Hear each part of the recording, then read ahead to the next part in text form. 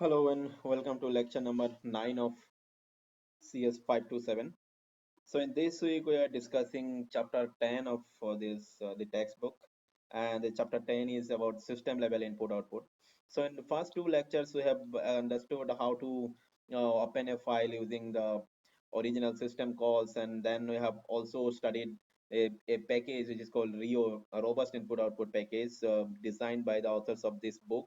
And why you have studied Rio in previous lecture, because this package Rio package we will use in this chapter as well as in next chapter to read from different types of file, read write from different types of files. So understanding the Rio package is important. At least the four functions that are very important. The first two functions are non-buffered read write, and then next two functions are buffer read lines. So these you need to understand. Okay, then next, now we'll discuss reading file metadata. This is very interesting and very easy also. And actually, this section that is 10.5 has no direct connection with Rio package. Maybe you can read file in your own way, or if you want to read file using Rio, that's a different part. But this is itself, it's a very interesting and easy point. But before starting this part, reading file metadata, let me explain you how to read a directory. Because if you see the means a newer version of this same textbook, that I have a hard copy of this. Here there is a section called how to read from how to read and list all the content of a directory, but it is not here. But it's very simple. There are just two functions required. So I've already written a program for this, so I'll just show you the program. See, so this program I have downloaded from internet, but this is a easy program you can also write. So there are two functions required. The first function is open directory. So open directory, and you have to write the name of this directory here. This is the first thing. Okay, so here it is written dot. Why it is dot means this is the current directory. Okay, and then here before this you have to use a structure. This is a stream of this directory. You have to open directory, if it is successful, then there will be a stream here, otherwise it is null. So if this is null, then it means could not open the directory. Otherwise it's open, successfully open a directory. And what you need to do here, but you have to traverse this stream one by one. Every time you traverse, it will display one content of one file. So let me show you how this will work. So if I go here, you can see this file is here. Open directory file is here. So here, if I run any code, I think I should uh, let me close all this terminal. Let me open a new terminal here. So gcc open directory. Okay, the file is been compiled. So now here you can see, if I go to the code, there is a dot written instead of directory file. Dot means current directory actually, or you can give a separate, a full path of a directory also here. Okay,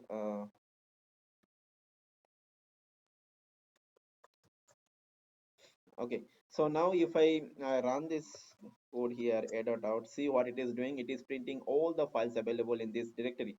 If we go here, same thing we can do with ls command also. See, if we go for ls command, it is also printing all the files available in this. So actually the purpose that is served by ls command, the same thing we can also do using your own directory function. So and so one by one I'll show you. I am trying to explain you what is the first assignment also here. Okay, so it's an interesting thing that how to display all the content of a directory, or basically how so here see, in this directory, inside the directory, all are files. There are many files here, so you need to print all this file. Simply go for this type of code, open directory, then if it's null, then there is some error. Otherwise you have to traverse this string dr. So every time you have to go for read dr. Every time if you go for read dr, it will give you one file name, and then it will go to next, like linked list. And one by one it will print all the list. It's a kind of linked list. And then when there is nothing to print, it will show null, so it will come out from this. And in this way you can print all the file names here. See, you can print all the file names here.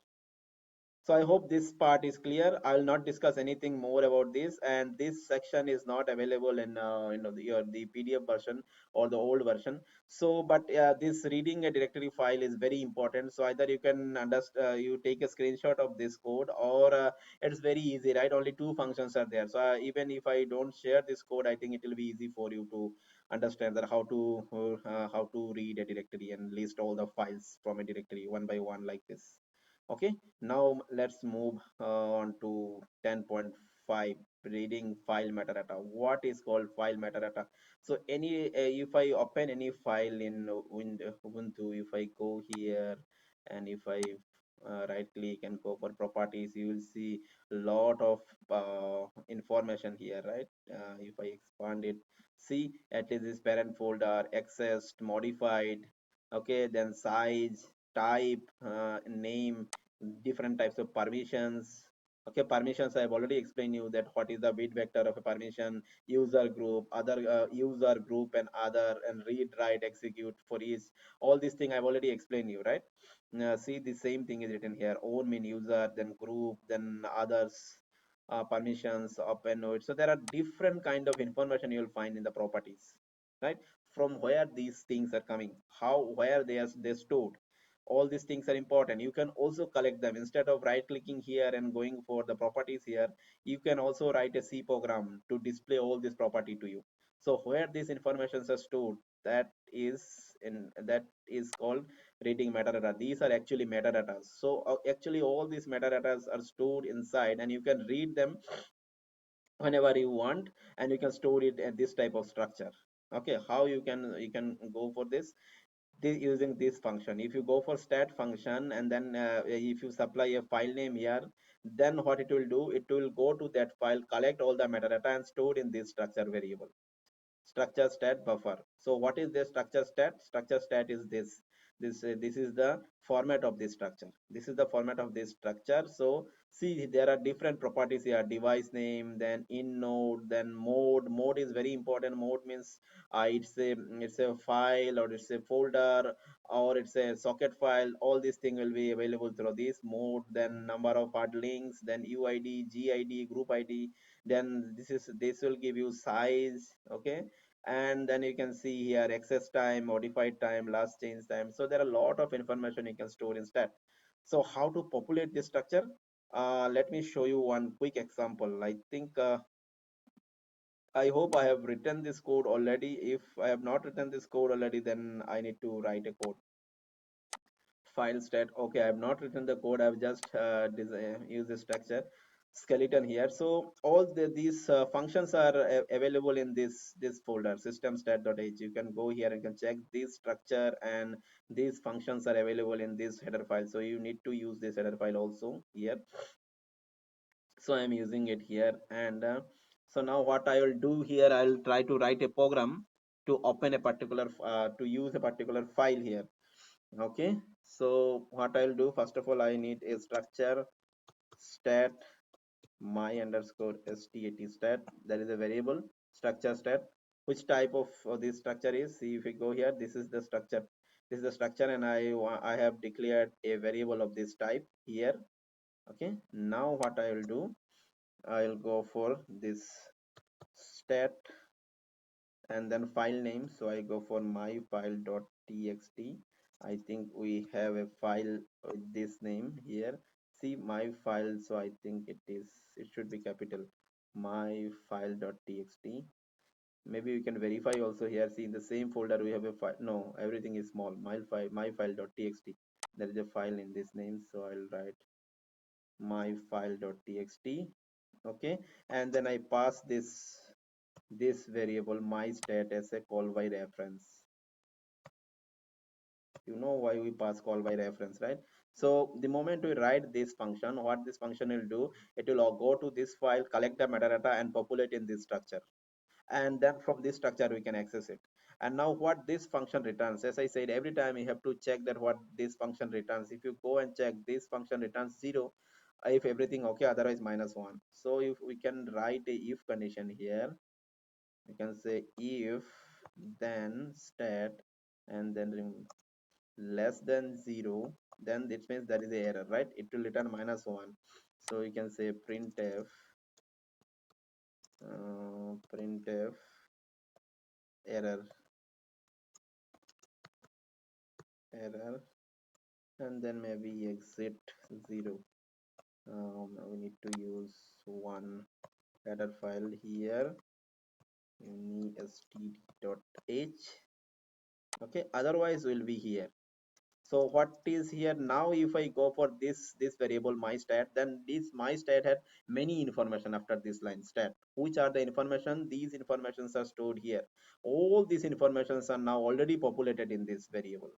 After this stat function, from my file dot, all the metadata are now populated in this variable. So using this variable we can easily print all these things. So I'll print one of these. Suppose I want to print the access time. So last access time, for example, last access time is percent %ld, and last access time is for which variable? Last access is sta time. So I want to print sta time. So it is sta time, and under which variable? My stat dot this. I hope you are understanding it, right? And then maybe I'll go for one more new line here. I hope you're understanding line number 10. This is very easy. If you understand up to this, there how information are populated here, then now I just want to print one information from it in last access time, which is already there, which is called sta time. So now if I run this code, gcc, and code name is file, gcc, sorry, file stat.c.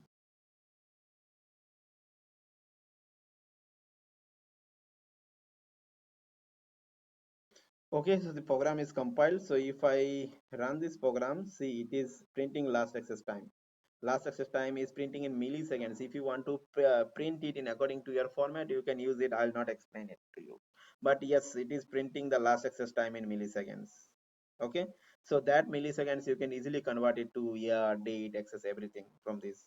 That part you should know, and you'll do it by yourself.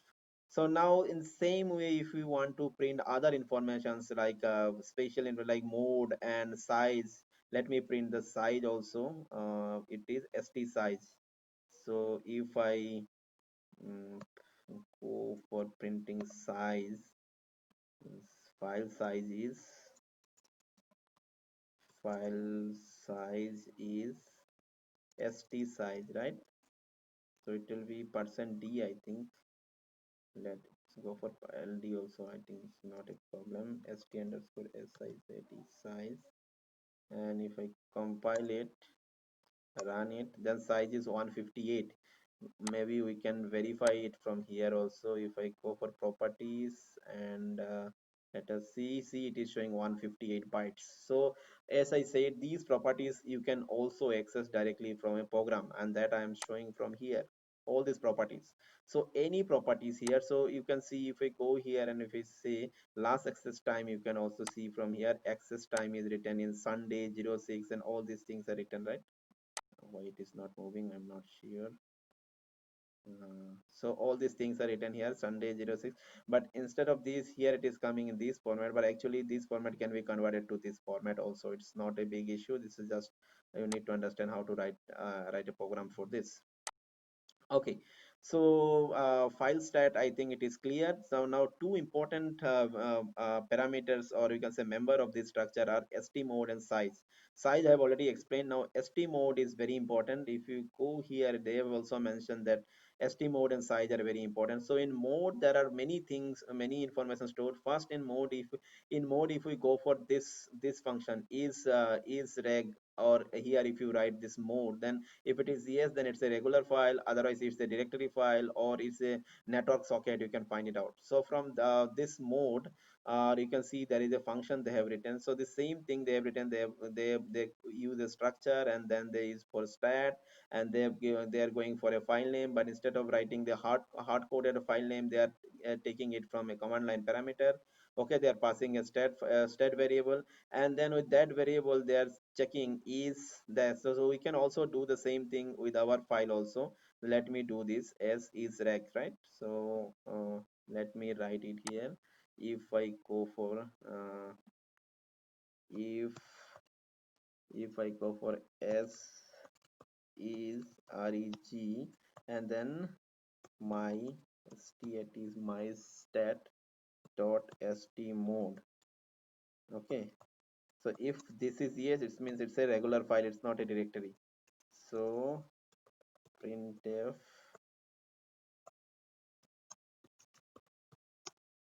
it is a regular file.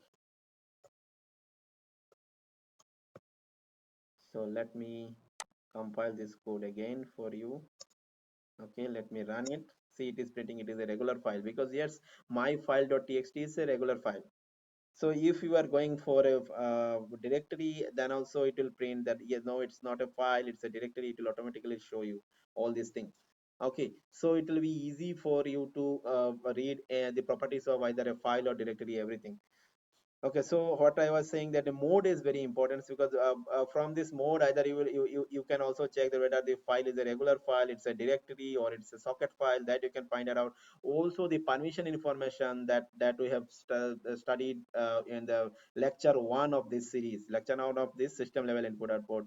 That is when we try to call the system call that is called open, and the third parameter of open is the mode. At that time I explained all the permission mode, and also that mode, the permission is also stored in this variable st mode. So if I go here and if I go for ls minus l and see, then all the outputs, it is showing all the files and their permissions here, right? So these permissions are also stored in this st mode. So whenever we will go for, we'll use this stat function, and it is populate the structure.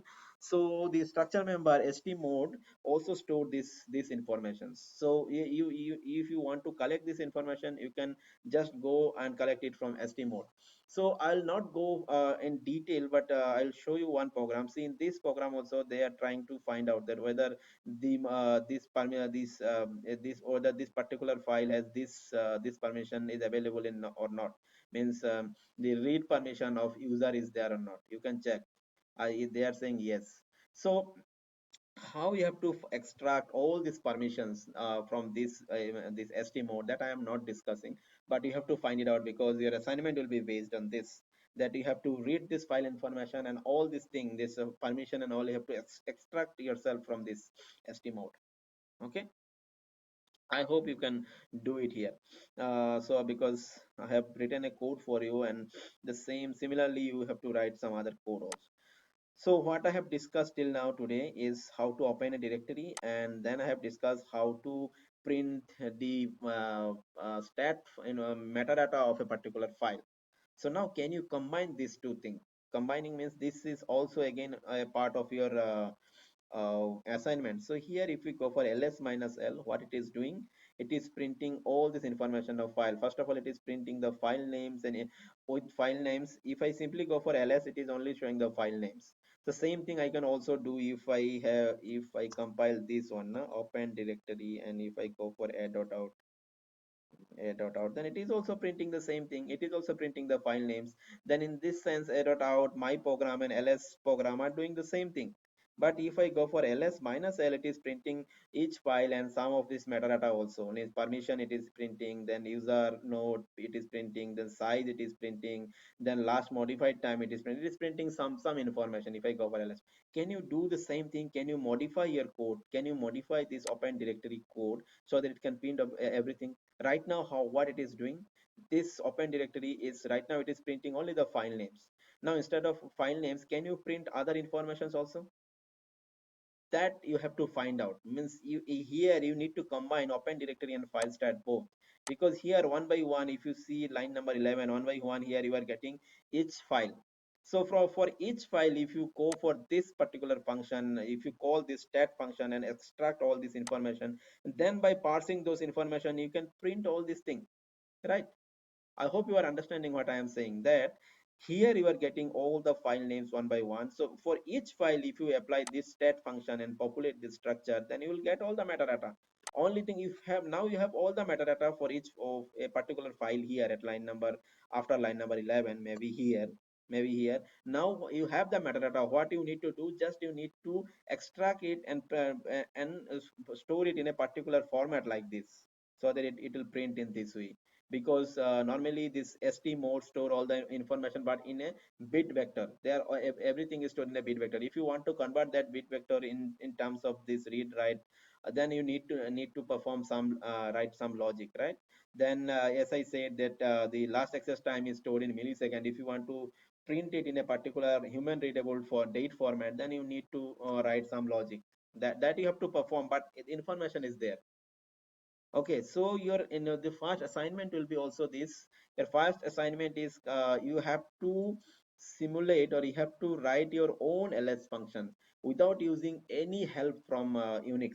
Means Unix command, means you cannot use ls command or any other what you can say shell commands, and without using any of those, just using C programming and system call, you have to implement the complete ls. Not complete, because complete will be very difficult, but at least some part of the ls command, means ls minus l should be there, and some other information. If we go for man ls, there are many information stored in many options possible with ls, right?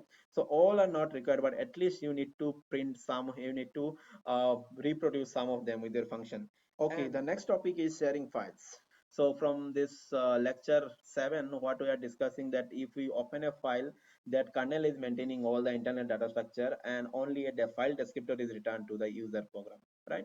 And we only know the file descriptor. So how internally kernel is handling all these things? So for all inside the kernel, for each process there is a descriptor table like this, and here 0 1 2 are fixed, that we already know, that one is called std in, std out, and std error. And then for other file means there will be a descriptor number here, file descriptor number. So this descriptor table kernel will maintain for one table for per process. For each process there will be a table maintained like this.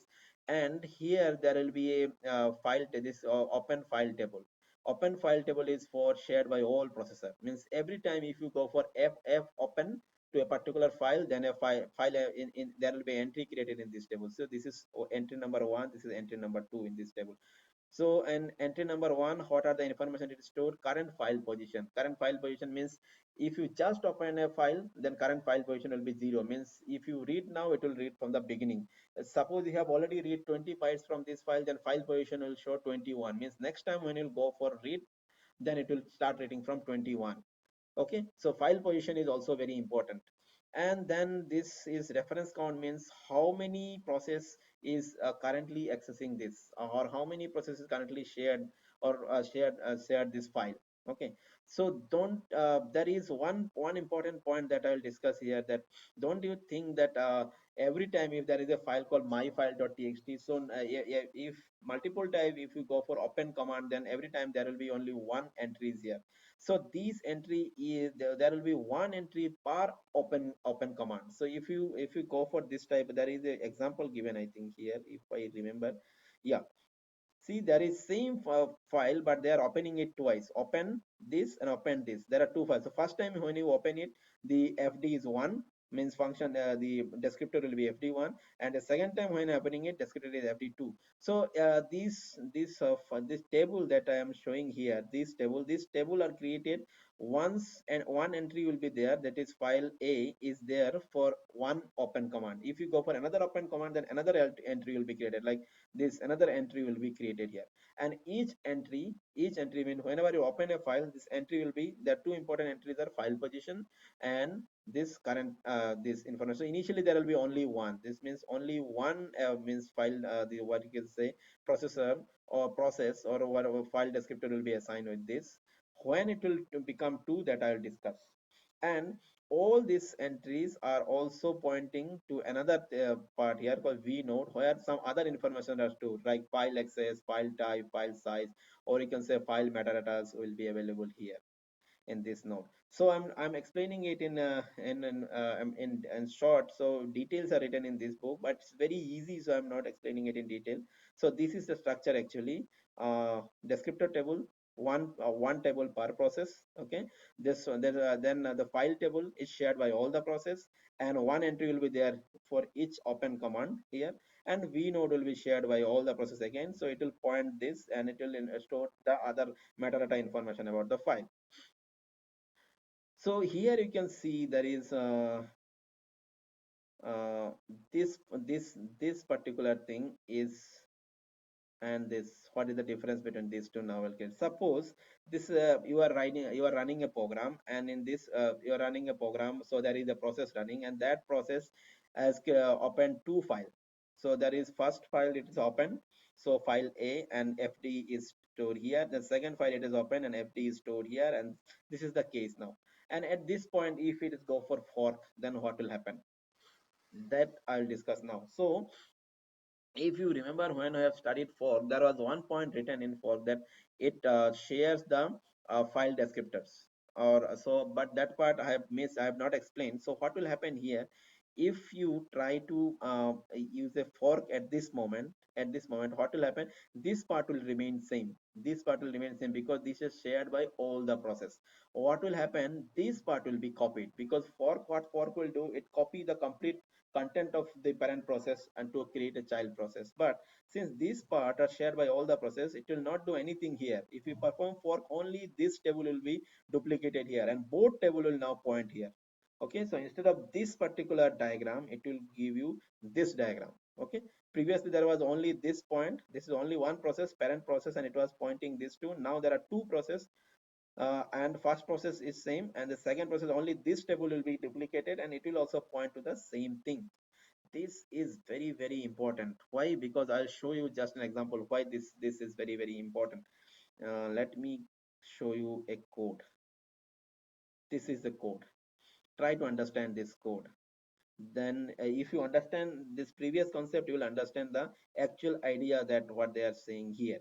So suppose there is a file called foobar.txt, and inside this file, only this thing is written, foobar is written. Okay, and what this is here we are doing, first of all, we have opened a file.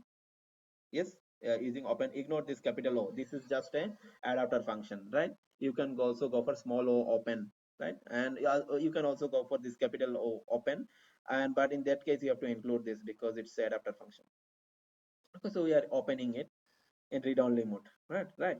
After opening it, the moment you will open, what it will do, it will create, there is only one process, right? So there will be a process table, and there in, and and second table, that what we call this table, second table, in file table also there will be a entry create, and then v node entry will be also created. So these entries will be created after this line, after this line.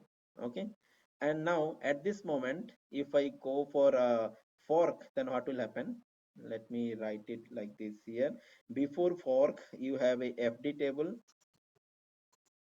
Okay, then you have another table here, file table, and you have a v node table. So in fd table there will be entry after this line number 8. Suppose fd1 is there, or suppose 1 2 3 0 1 2 is done, suppose it is fd number 3. And in file that this is pointing here, this is pointing in file table, and in file table what will happen, after this initial bytes there will be entry, and initial position will be 0 and all, there will be entry here in file table. And then this will point something in v node also, in v node also there will be entry, right? This is fine. So after this, if we go for fork, see there is a fork here. The moment you will go for fork, what will happen, there will be one more process, and that process means one more table will be created. This fd table will be duplicated here, there will be one more table where also this 3 will be written like this, and these entries will not duplicate, so these 3 will also point the same thing. Okay, now try to understand this part. This is the child part, right? You know this is the child part, and exit means child will never come here. So child will just read what this read function is doing. Read function, this is a system call. So read function is it will go and read only one character from that file. And once you read a character, what is happening is, if you have to go here and find file position. If you read a character from this file, so initially file position is 0, means it will read the first byte. If you read one character, then it will point the next character. So if in your file initially foo bar is stored, so if you go for first read, then it will read f, right? It will read f. Now file position will point is o. Next time if you go for read, from where it will read? It will read o, right? It will read o. So now what is happening here? See, there is a fork here. So for, after fork, if you that there is after this fork there are two processes, right? And this fd is now duplicated, this because process table is now duplicated. So this fd will be now duplicated. So here also 3, here also 3, there will be 2 3, but both pointing the same file entries here. Okay, so now if I go for first one, then what will happen? It will read f. Okay, it will read f, no problem, and then exit. And then I'll the parent is waiting here, so after this parent will also go for read. So now when parent will go for read, what it will read? It will read f or o. That is important to understand.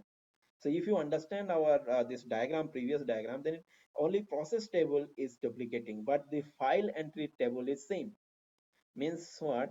Only this process table is fds are table is duplicated, but this entry is same. So this entry is same means file position is already changed by the child process.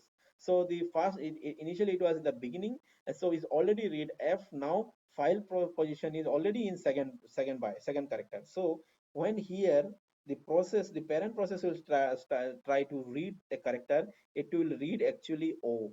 It will read actually this o. So maybe why I'm explaining it, maybe you'll confuse that since I am opening here I have opened a file, and now after for there are two parts, child and parent. So both, if I read here, these and this pointer will be separate, my file pointer will be separate. So this read will also read f, and this read will also read f. It's not like this. It's not like this. And moment it will you call fork, this counter will change. This counter will change to 1 to 2. So if we go here, you can check that this counter is 1. The moment you execute a fork, this counter will change to 2. Means these entries is now pointing by two processes. And this entry will means when both processes will close this file, then only this data structure will be deleted. That's why I said now at the at lecture number 7 that you have to go for f close, because when we will go for f close, kernel will delete all the internal data structure. So which data structure? These are the data structure, and so kernel will only delete it when this value will become 0 initially. Now if I call f close from this process, then this will become 0 and kernel will delete the data structure. But if you call a fork here, then this will convert to this situation. And in this situation, if you want to close this file, first of all, when this parent child will close it, then it will become 1. Then when parent will close it, then it will become 0. Then this data structure can be deleted. So I hope this idea is clear to you. I hope this idea is clear to you. You have to read it properly. And there is one more example here. That example I have already explained you. So these examples, and see these examples, they have also discussed in this same if you see here, I think is it not written here? I think at the end of uh, this book, I think end of this chapter, these problems are also discussed. And the same thing they've discussed, whatever I've said. Or you can write this program also and you can run it by yourself, and you'll also get the output according to what I have explained to you now. Okay, now let me show you one more code here. And here you have to uh, try to understand that why the what is the output. Let me close all this file, my file.txt and cp file, copy file. So try to understand the content of this code. First of all, this is a I'm using their header file csf.h, and what I am doing here, buffer input output. If you remember this previous lecture where I have you explained you the rio package, so in rio package there is a buffered read line. So I'm using this buffer input output. So for this I need a structure. So if you don't understand all these things, please watch previous lecture first and then come here, then everything will be clear to you. So there is a this is the buffer, rio is the buffer I'm using. Then this is the source buffer, or it's a destination buffer, and I'm opening the file in read mode. Okay, and then I'm initializing the buffer, and after initializing the buffer, I'm going for fork. So after this fork, what will happen? You already know. As for the previous example, after opening a file, if you go for fork, then there will be two process, and the process, this every table is copied, right? But other part are same. That part I have already explained. So now after this, here what it is doing, it is going for Rio read line. Okay, Rio read line, and it is printing the it is reading one line at a time, and it is printing it. Okay, and it is and then here it is the parent, and parent is also reading line. So you can see after fork, the task of parent and child is same. What they are doing, first here at line number 7, we have opened a file, and after this at line number 10, what we have done, we have created a child process also using fork. Now we have a child process which is executing this line number, this part. Child is executing this part, and parent is executing this part. And if you see, the purpose is same, both are doing same thing. It is reading a line from the file and printing it, reading a line from the file and printing it. Before printing, child will add this child before printing it, and parent will add parent before printing it. Try to understand this code first. I'm again repeating, I'm opening a file, and after this there are two process. Child is also reading one line at a time from the file and is printing it, and parent is also reading one line at a time and printing it. Let us see the content of this file here. This is the file. This is the content written in the file. There are 50 lines or 40 lines are there. Sorry, 31 lines are there. This is the content of this file. Now, can you guess what will be the output of this program? uh, Based on all the knowledge that I've explained you here, this is a buffered input output. So what I said, it is trying to read a line, so it will print one line here. So if you just compare this program with the previous program that I have explained, previous program means, sorry, this program that I have explained here, if you try to compare this and this program, then maybe you will say that a child will print one line, and it will already pointer will move to the second pointer will move to the second line. And at that time, if parent reads, then parent will read the second line, then again child will read the third line. In this way it will execute, right? But this is not. Why? First of all, you can see there is no restriction here. After this fork means, after this fork, this part and this part, which one will execute fast, it is not mentioned. Both will execute concurrently. Means, see, there is no restriction. Parent is not waiting for child here. There is no wait command. So it means that this part and this part will execute simultaneously in parallel, or not in parallel, maybe not in parallel, if maybe in concurrent, maybe in parallel, but both are executing simultaneously, right? So parent and child. So maybe this parent will start executing fast, and maybe the child will executing fast. But yes, it is true that if any of them has changed the file position, then it is true for both. Why? Because if you go here and if you check, after this fork, only this is duplicated, right? The file position and this entry is same. So if any of them has changed the file position, that file position is, it will change for both, not just for one. It will change for both. Okay. So if I run this code, what will be the output? Output is actually interesting, that's why I'm spending time on it. uh, Clear gcc cp, it's not here. Standard operation, I think cd dot dot, it will be here, I think gcc cps.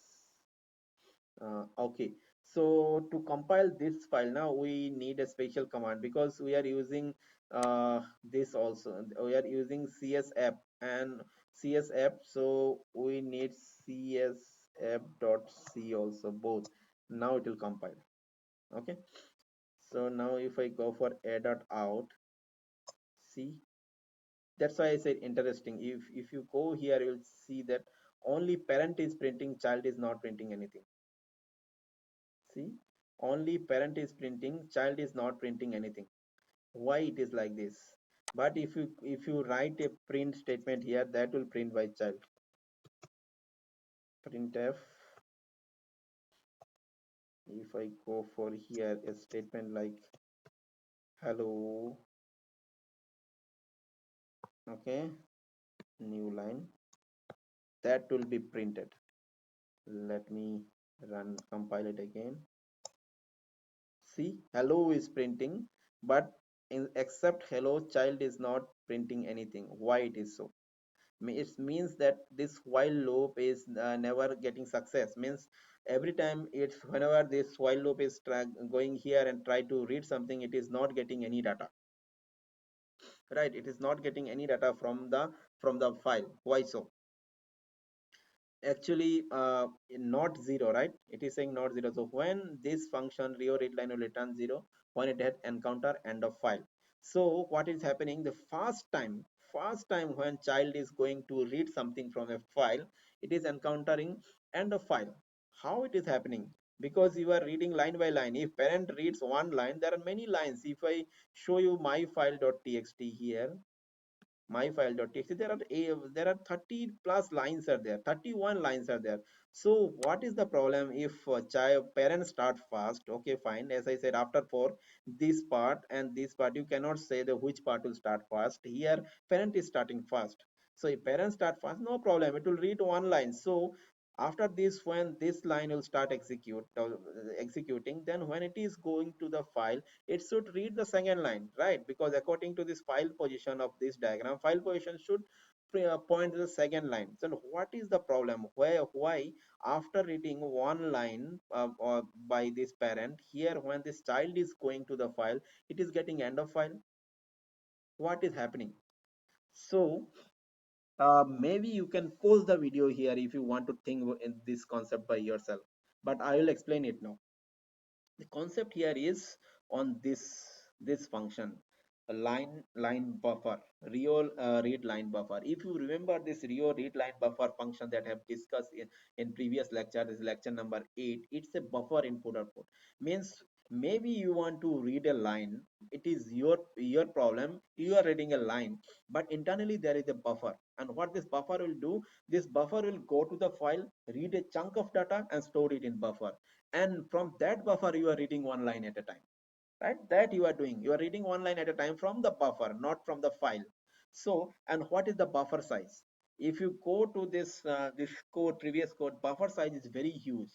Buffer size is very huge. So maybe if I go to this previous example,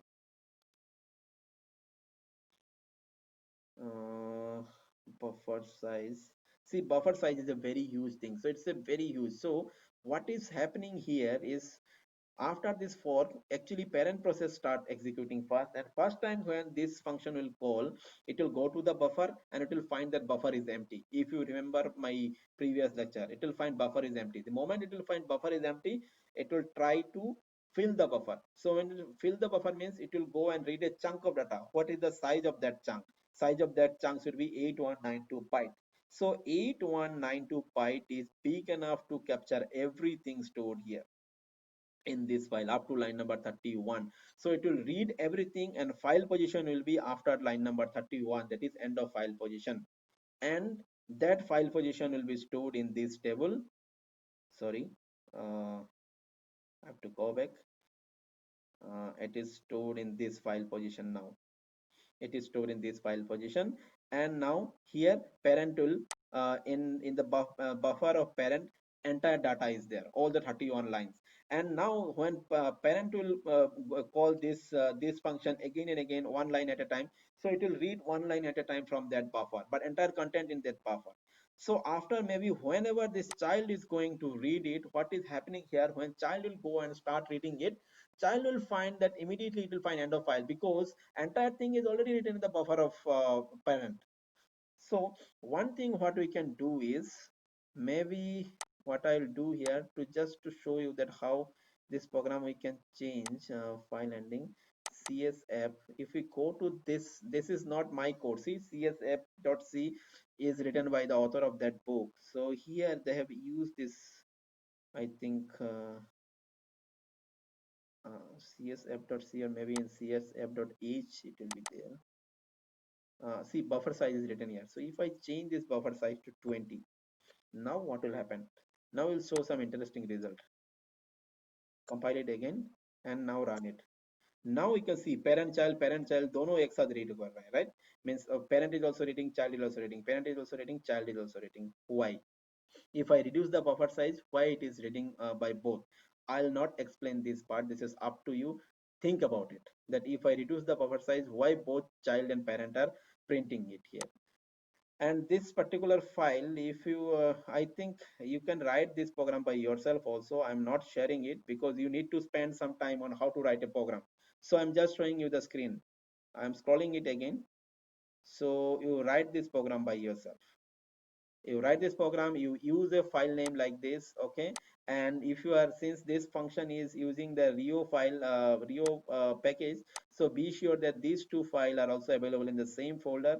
And when you will compile it, you have to use this thing with your file name. Also the csf.c also need to be written here, then only it will compile. And the question again is, if I reduce the buffer size, how it is both child and parent is printing it. Okay, so I'll again reverse it to the original size. Okay. Okay, so there is only one last important point about this chapter. It's called input output redirection. So to understand input output redirection, let me run a program. So first of all, suppose here what I can do, if I go for ls, what happens? ls ls minus l. Okay, now if I give with this, if I give my file.txt, then what happens? Nothing is printed here. Nothing is printed here. But if we go to my file.txt, you will see the output. Okay, so it is full. If we go here to my file.txt, see the output is here. The output is here. So what you have understand from this, that ls minus l, you can redirect there. Normally where it is printing the output, if you go ls minus l, it is printing the output in standard output. What is the fd? Means file descriptor is 1, right? It is printing in standard output. But instead of standard output, if you write this, then it is redirecting it, the output, to a file, right? The same thing we can also do with a program, and for that we use a function called dup2. dup2 function is there. This is called dup2. So in dup2 function, if you write a fd here, and if you write a fd here, so in this fd, the file content, what it will do will be written here. For example, if this is the structure, and at this point if I call dup241, right, what I am saying is, at this point if I run dup2 4 comma 1, then what will happen after this line?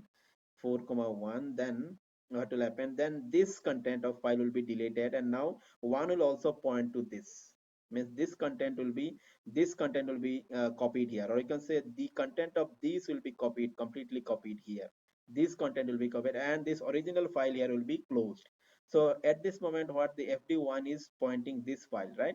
So after dup42, this content will be copied here, and the original content must be deleted. So before deleting this, it was pointing to a old file, so that file will be closed, everything is done, everything will be deleted, all this data structure will be deleted. And then the content of this will be copied here. So if this content of this will be copied here, means if we do any operation with fd1, then that will be that this operation is on this file, right? So that is written in fd dup2. I'm not explaining dup2 in more detail. Read it by yourself. I'll only show you an example, interesting example I'll show you about dup2, but this is very interesting because this function will be required in next chapter. So let me write a file here. What I can do,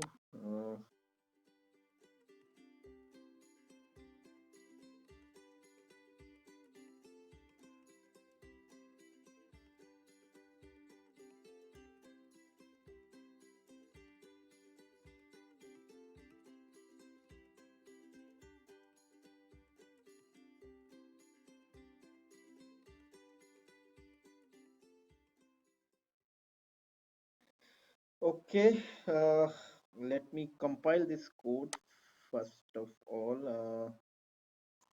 Clear gcc, file name is dup, क्या हो गया, file ending, I think, then I cd standard operations.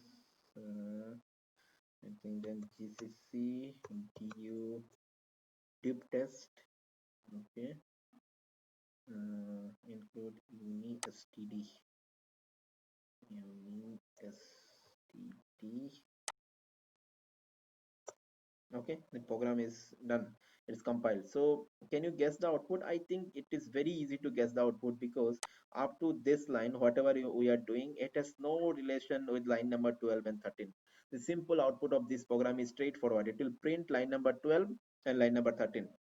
We are opening a file here, so let me close this file also here. Closc close fd, that is fine. But we're not doing anything with this file here, right? We're opening a file in write mode, that's fine, but we're not doing anything. What we are doing here, we're just simply what you can say, simply printing these two lines. So if I run this code, what will happen? Compile a.out, right? uh, a.out, it is printing these two lines. So what is so fancy about this program? Why I have written this program? So why I have written this program, that now you'll understand. I'll write a simple code here, Dept2, and then I'll write fd1. Now what will be the output? You will see an interesting change here after this. Now what will be the output? Compile the code. Okay, run the program. See, only one line is printing. Hi, this is line 1. Why it is not printing line 2? What is happening actually inside? Actually, what is happening here, printf is printing something in which file? Printing always prints something in std out file, and the fd of that file is 1, right? Printf always print, it's printing something, it means it's writing something to a file, and that file is called std out, and fd is always 1, right? So if this line number 13 is not there, it's not there, then both lines are printing, both printf are printing to this, that same file fd1. But what this line is doing, this line is saying that the file pointer of 1 is now replaced with the file pointer of fd. What is fd actually? Fd is actually a file of this file1.txt, right? File1.txt, it is reading in line. We have opened this in write mode, so that we can write something, and now fd is here. So now this fd is pointing this file. So the file table will contain the means pointer of this details of this file. So this, what this dupe will do, as you understand the dupe2 function, then the file details, that this details that that fd1 that was pointing, this will be deleted, and the content of this file, the content of this file, there is the entry of this, will be stored here. So it means that sorry,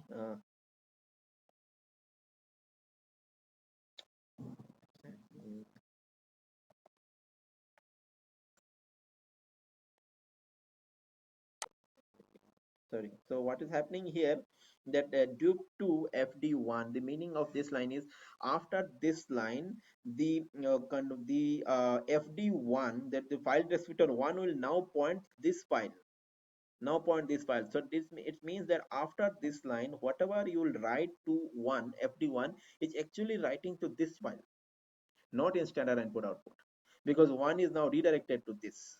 So that's why what is happening here, the first line is printing here, after this line is actually printed in my file 1.txt. So if I open my file 1.txt, where is my file 1.txt, see, this is line 2, line 2 is printed here instead of standard input output. So I hope the basic purpose of dupe2 is clear to you. Same thing we were doing using this function, right? If we go for this ls my file, this is same thing. Instead of printing in standard output, we are supplying it to, we are forwarding it to a file. The same thing we are doing here in dupe test. And this if instead of here, if I write this line here, then what will happen? If I run this line here, then what will happen? You will not see anything printed in terminal. Okay, sorry, gcc d test. See, you cannot see anything printed in terminal. Why? Because everything is printing in my file.1. So I think we need to reload this file. See, everything is printing here. So I hope this purpose of dupe2 is clear to you. And with this this chapter is completed. So I have completed this chapter. Please read this everything of this chapter. You can see that almost everything of this chapter I have covered, and everything is important. So read everything line by line by yourself and try to practice all the programs written in this, because all this concept will be required in next chapter, next two chapters. Okay, so I'm stopping this lecture here. Thank you for watching this video.